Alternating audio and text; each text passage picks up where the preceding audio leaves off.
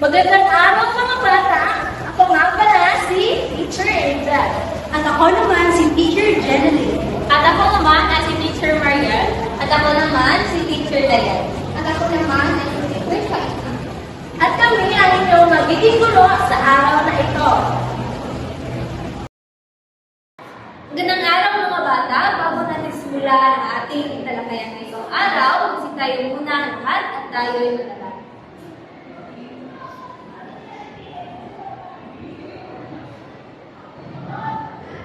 Amen. Magandang umaga mga bata.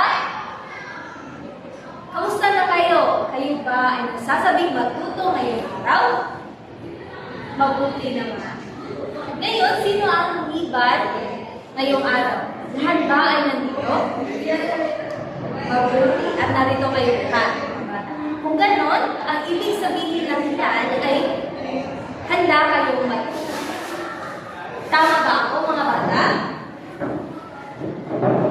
Ngayon mga bata, dito sa loob ng ating silid-aralan ay may mga alituntunin tayo na dapat nating sundin. Ito ay mga una, kapag nagsalita si teacher, makinig at iwasan makipag-usap sa katabi. Pangalawa, taas kamay kapag gusto ninyong sumagot. Pangatlo, umupo ng maayos habang nagsasalita ang teacher. Pang-apat, kapag tawagin ni teacher, tumayo at sagutin ang tanong ni teacher na mayroong po at opo. Pang-lima, bumati ni teacher at sa kaklase, papasok sa silid-aralan. At pang-anim, itapon sa tamang basurahan ang inyong basura at kapag may nakitang basura sa ilalim ng lamesa o sa upuan, pulutin ito at itapon sa basurahan. Nagkakaintindihan ba tayo lahat? Mabuti naman. Ngayon, inasahan ko na sundin niyo ang lahat na ito. Mga bata, bago ako magpatuloy sa ating talakayan, magkaroon muna tayo ng aktibidad.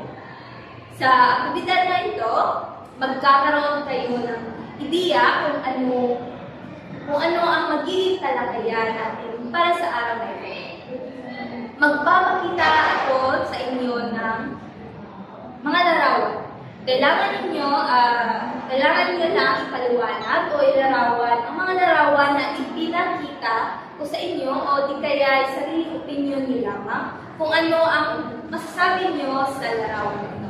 Naintindihan niyo ba mga bata? Para sa unang litrato, ano ang masasabi niyo sa larawan ito? Falcon. Tama. May batang humahawak ng mikropono at siya ay kumakanta. Ano pa ang iyong nakita? Igot. Napakahusay naman. Ano pa ang iyong napapansin sa larawan? Bakalayos. Tama. Sa larawan ay may nakikita tayong pamilya, masasaya, nagsasama-sama. Ano ba? Managaytay. Tama, napakahusay niyong lahat, mga bata. Lahat ninyong mga sagot ay tama. Ngayon, ay magpapatuloy tayo sa ating susunod na aktibidad. May ipapakita ako sa inyo na larawan at ang gagawin niyo lang ay oobserbahan niyo ang larawan. Handa na ba kayo, mga bata? Magaling! Ito ang larawan. Mga bata, ano ang nakita niyo sa larawan? Ana? Tama. Ito ay isang mapa. Ano ang nakita niyo sa mapa? Diba? Tama, mga bata.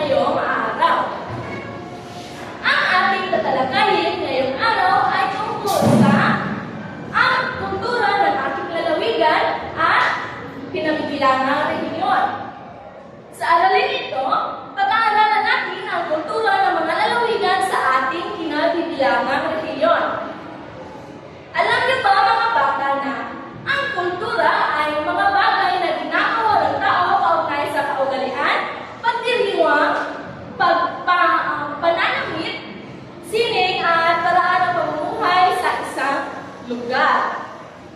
Ang tradisyon ang tawag sa mga bagay na paulit-ulit na ginagawa. Ang kultura ay ang pagkakakilala ng mga tao at ng isang lalawigan. Ang pamumuhay sa lalawigan ay nakasalalay sa uri ng kapaligiran at pagbabago ng panahon. Ang kultura Pilipino ay naimpluwensyahan din ng mga dayuhang nakipagkalakalan sa Pilipinas at ng mga mananakop sa bansa tulad ng mga Inche, Arabo, Indian, Espanyol, Amerikano at mga Hapon. Mayaman at makulay ang kulturang Pilipino. Nakilala ang isang bansa dahil sa natatanging nitong kultura. Bawat lalawigan sa ating bansa ay may mga natatanging tradisyon at kaugalian. Ang wika ay kadikit ng kultura. Hindi maihiwalay ang mga Pilipino bilang wika sa Pilipino bilang kultura. Batay sa papel na isinulat ni Galileo Zafra, ang wika ay nasa lahat ng aspekto ng kultura. Kumakatawan ito sa lahat ng anyo ng karunungan at konsepto ng kultura gaya ng produkto, praktika, tao, pamayanan at pananaw. Maging sa iba't ibang larangan tulad ng sosyolohiya, agham, sining at marami pang iba. Alam niyo ba mga bata na may dalawang uri ang kultura? Ito ay ang material na kultura at ang di-material na kultura. Ang material na kultura ay uri ng kultura na tumutukoy sa mga bagay na nakikita at nahahawakang pisikal. Nabibilang dito ang mga kasangkapan, mga kasuotan, kagamitan, bahay at pagkain. Samantala, ang di-material na kultura ay isang uri ng kultura na tumutukoy sa paniniwala, kaugalian, panitikan, musika, sayaw, relihiyon, pamahalaan, tradisyon, at natutubong karunungan ng isang grupo o individual. Alamin natin ang kultura ng mga lalawigan sa ating kinabibilangang rehiyon. Handa na ba kayo mga bata? Magaling! Ngayon, mga bata, sa anong rehiyon tayo nabibilang? Tayo ay nabibilang sa rehiyon 7, Central Visayas. Ang rehiyong ito ay binubuo ng 4 na lalawigan. Ito ay ang Bohol, Cebu, Negros Oriental at Siquijor. Ngayon, alamin natin ang kultura ng ating lalawigan, ang Cebu. So, ang pangalang Cebu ay nakuha galing sa salitang sugo na ibig sabihin ay maglakad sa tubig. Inilarawan nito ang mga mangangalakal na dumadayo dito ay nakasakay sa barko o mga sasakyang pandagat lamang. Ang kasaysayan ng Cebu o tinaguriang Green City of the South nagbibigay alaala ng kinainteresan ng mga tao.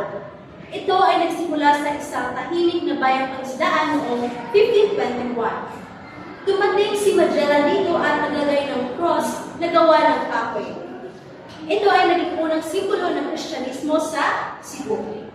Ang binanggit na krus ay matatagpuan ngayon sa Magallanes, isang kalye na pinangalang galing kay Fernando D. Magallanes. Ang kultura ng Espanyol at katutubong tradisyon ng Pilipinas ay naging impluwensya sa karamihan ng kultura ng Cebuano. Ang karamihan sa relihiyon ng Cebuan ay Romano-Katoliko. Gayunpaman, ang relasyong Chino ay unti-unting napapalibutan at naging bahagi ng lumalaking grupong relihiyon sa Cebu. Ang Cebuano ay katutubong sinasalita ng mga naninirahan sa Cebu. Ngayon, pag-usapan naman natin ang festival ng Cebu City. Ito ay tinatawag na Sinulog Festival. Ang Sinulog Festival ay ginaganap taon-taon sa pangatlong linggo ng Enero bilang pagbibigay pugay sa mapaghimalang imahe ng Santo Niño at tumatagal ang 9 na araw. Ang pista ay binubuo ng isang napakamahabang parada kasama ang iba't ibang grupo ng mananayaw na may makukulay na kasuotan at sumisimbolo sa itong karosa na sumisimbolo sa itong magkakaibang panahon ng kasaysayan ng Cebu. Upang makita ang kaibahan ng artistang ito sa Atiatian Festival ng Panay Island. Ito ay sinasayaw na may ibang sinasabayan ng tugtog ng tambol na may dalawang hakbang paharap kasunod ng isang pagugong. Taong 1980 na unang mag-organisa ang parade. Ang sinulog dance ngayon ay tradisyonal at ritual na sayaw sa karangalan ng Santo Niño. Ngayon, alamin naman natin ang pinakasikat ng pagkain sa Cebu. Ito ay ang lechon. Lechon sa Cebu. Kabilang sa mga pinakamahusay sa Talisay City, Cebu, ay ang natatanging lechon recipe na ito ay sa Chonas Lechon. Malutong at masarap ang Chonas Lechon ay ang malamang na ang pinakasimpleng sangkap na ng format. Ang lasa ay lubos na nag-iiba mula sa iba pang mga varieties.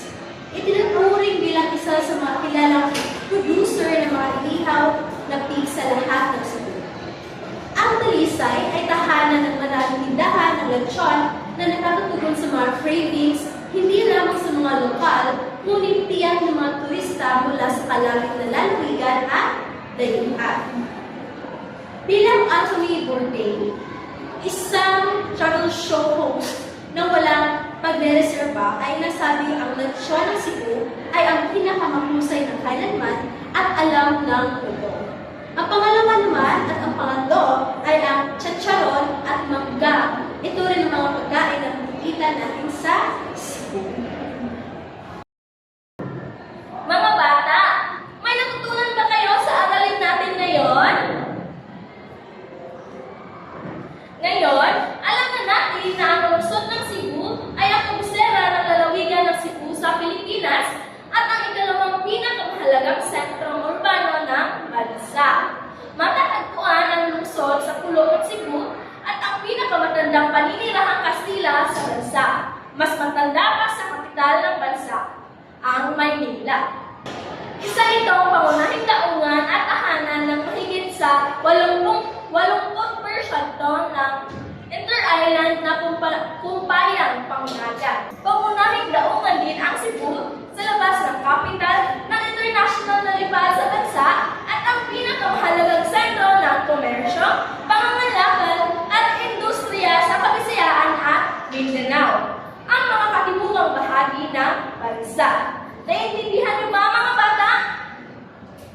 Magaling! Ngayon, ano nga ulit ang tawag sa pista ng Cebu? Tama! Ano naman ang sikat na pagkain ng Cebu?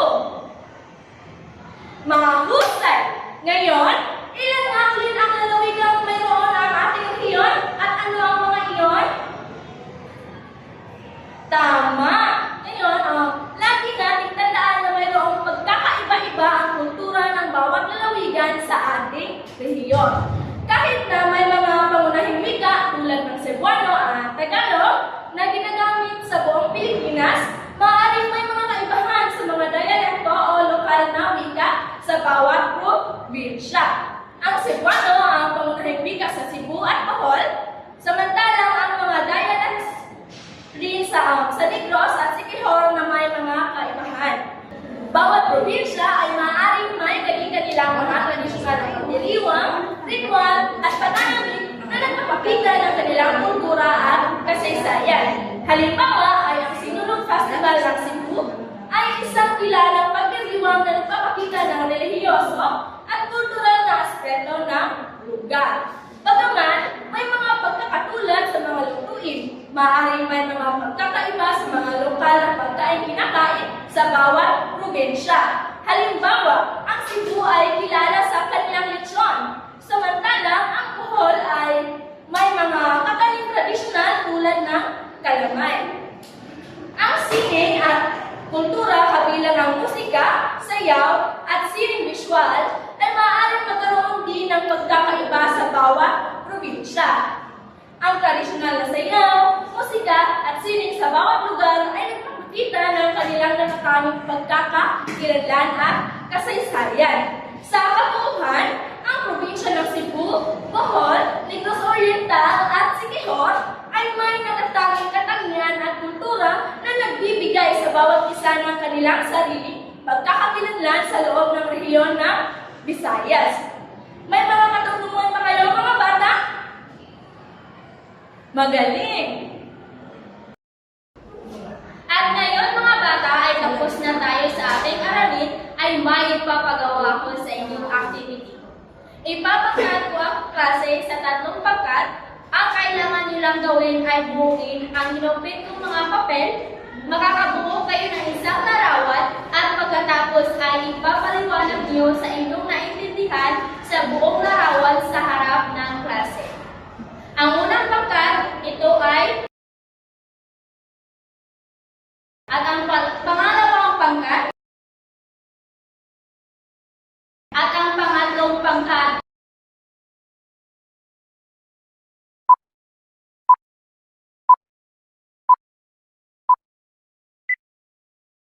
Ang unang pangkat, ito ay harana. At ang pangalawang pangkat, ito ay pagmamano. At ang pangatlong pangkat, ito ay bayanihan.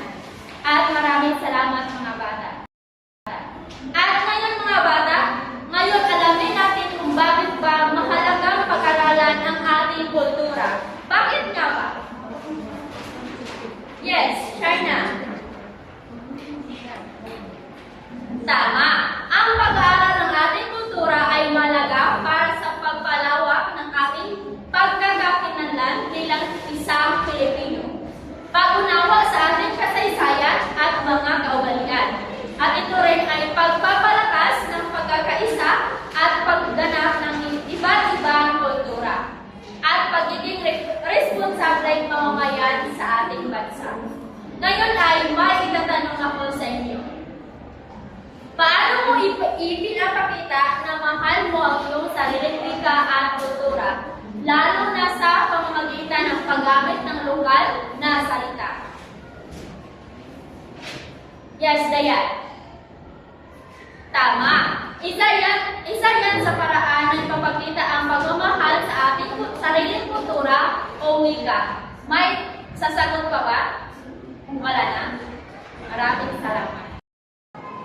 Okay mga bata, bibigyan ko kayo ng pagsusulit at kumuha kayo ng isang buong papel at sagutan ng mga ito.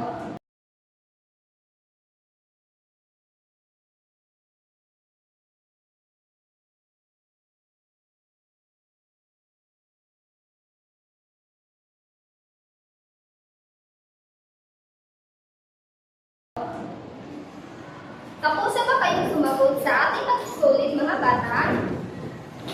Kung kayo ay tapos na, ipasa yung papel sa harapan bago natin tapusin ang talakayan na ito. At bibigyan ko kayo ng maikling takdang aralin at kukunin ninyo ang inyong kwaderno para sa ating takdang aralin. Bibigyan ko kayo ng 5 minuto upang kopyahin ang iyong takdang aralin at mangyayari ipasa ito bukas. Tapos na ba kayo sa inyong takdang aralin mga bata? Maayos! Kayo ay magsintayuan para magdasal.